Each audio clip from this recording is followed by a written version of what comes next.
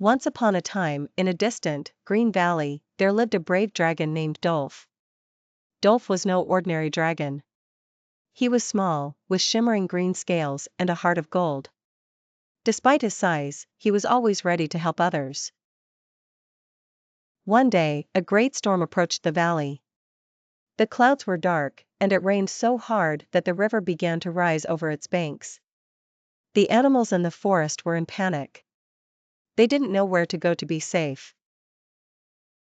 Dolf saw the frightened faces of the animals and knew he had to do something.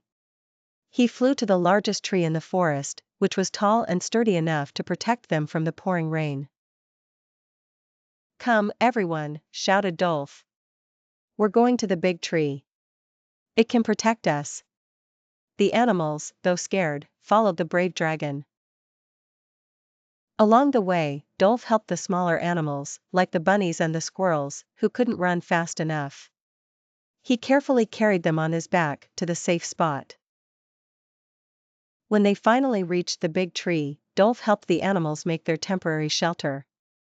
The tree had large branches that could block the rain, and under the branches, they were safe and dry. The storm raged on for hours, but under the big tree, the animals were happy and safe. They looked at Dolf with wide eyes of admiration. "Thank you, Dolf," they said in chorus. "You are our hero." Dolf smiled and felt happy that he could help. When the storm finally calmed down and the sun began to shine again, the animals were determined to thank Dolf. They organized a feast with plenty of treats and cheerful music. And so the adventure of the brave dragon came to an end.